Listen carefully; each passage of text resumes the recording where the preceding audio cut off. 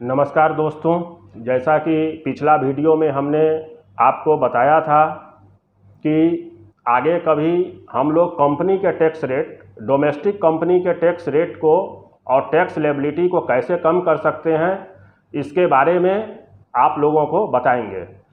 तो उसी विषय को लेके आज मैं आपके सामने हाजिर हूँ। यहाँ हम केवल टैक्स लेबिलिटी को केवल कम करने का बात नहीं करेंगे, कंपनी का जो बेस टैक्स रेट है उसको भी हम कैसे कम कर सकते हैं उसके बारे में भी बातचीत करेंगे।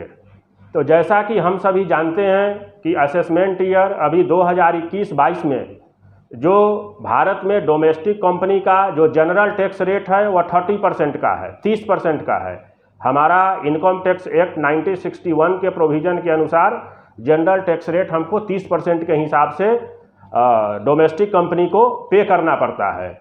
आज हम आप लोगों को बताएंगे कि ये 30% के रेट को हम कैसे कम करके 15% तक ला सकते हैं।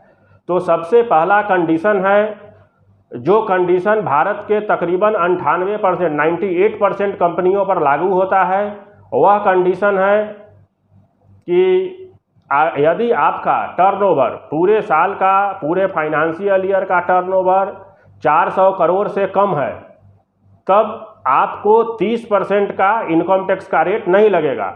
वह इनकम टैक्स का रेट आपको 30% से कम होकर 25% पर हो जाएगा। जैसा कि हम सभी जानते हैं, भारत में 98%, तकरीबन 98% के आसपास कंपनियों का टर्नओवर 400 करोड़ से कम ही होता है। तो जिन लोगों के कंपनी का टर्नओवर 400 करोड़ से कम है, उनको 30% का टैक्स रेट नहीं देना पड़ेगा, उनको 25% का टैक्स रेट देना पड़ेगा। अब आइए कि इस 25% के टैक्स रेट को भी हम कम कैसे कर सकते हैं। इसके लिए हम लोगों के पास इनकम टैक्स एक्ट में एक सेक्शन है 115 BAA, 115 BAA। इसमें केवल हमको अपने रिटर्न में इस ऑप्शन को चुनना है, 115 BAA। इस ऑप्शन को चुनते ही आपका जो इनकम टैक्स का रेट जो 25% का है 400 करोड़ के टर्नओवर वालों का, उससे कम टर्नओवर वालों का, या उससे ज़्यादा भी जो जिसका टर्नओवर है 115 BAA को आप अगर ऑप्ट करते हैं तो आप पर इनकम टैक्स का रेट 22%, 22% के रेट से अप्लीकेबल हो जाएगा। यानी कि 30% के इनकम टैक्स के रेट को हम यहाँ पर 22% पर आसानी से ला सकते हैं। सीधा प्रोसीजर है कि जिनका 400 करोड़ से कम है उनको कुछ नहीं करना है, उनको एक ऑप्शन चुनना है, उसमें उसके अनुसार उनका 30% से 25% पर आएगा। और जिनका 400 करोड़ से ज़्यादा भी है वो भी अगर 115 BAA के ऑप्शन को सेलेक्ट कर लेते हैं तो उनको 22% का टैक्स रेट देना पड़ेगा।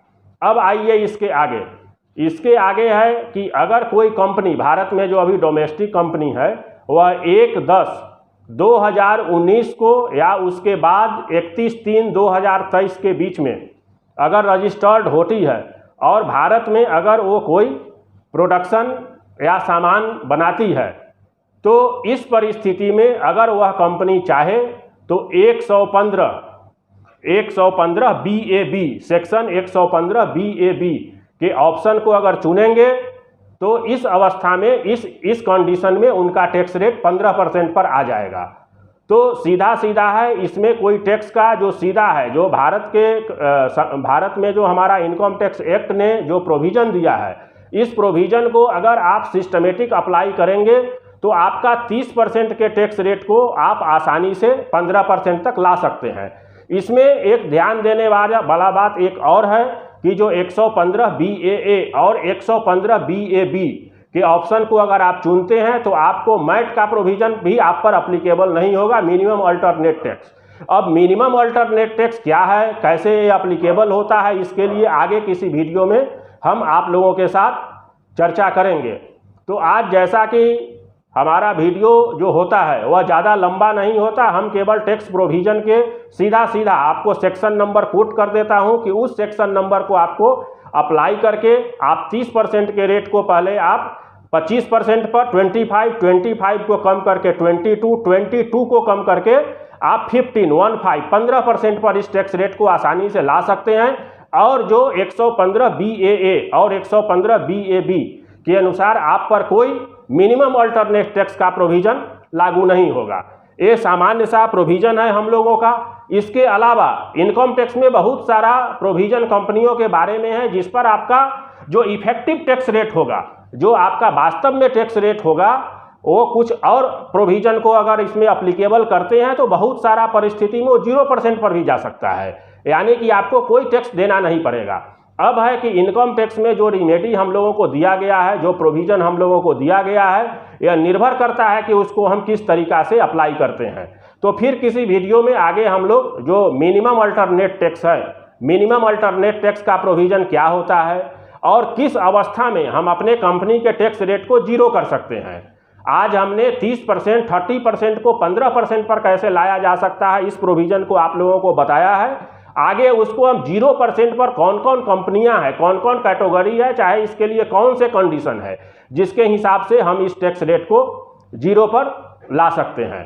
तो ये हम लोगों का आज का वीडियो का विषय था। जैसा कि हमने आप लोगों से वादा किया था कि हम आप लोगों को एक वीडियो के माध्यम से बताएंगे कि कैसे हम टैक्स रेट को 15% से लेके 15% पर ला सकते हैं, जो वर्तमान में 30% का टैक्स रेट है।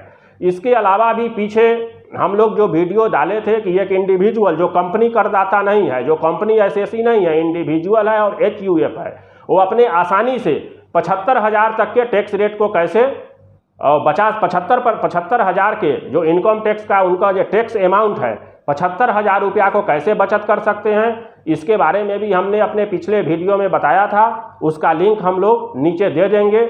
इसके अलावा भी जो सरचार्ज का प्रोविज़न है और भी जो एजुकेशन सेस का प्रोविज़न है, इसके बारे में भी हमने पिछले वीडियो में इसका विस्तार से चर्चा किया है। तो इसके बारे में अगर किन्हीं को ज़रूरत हो तो पिछला वीडियो को आप रेफ़र कर सकते हैं।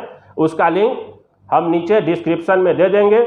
धन्यवाद। जय हिंद, जय भारत।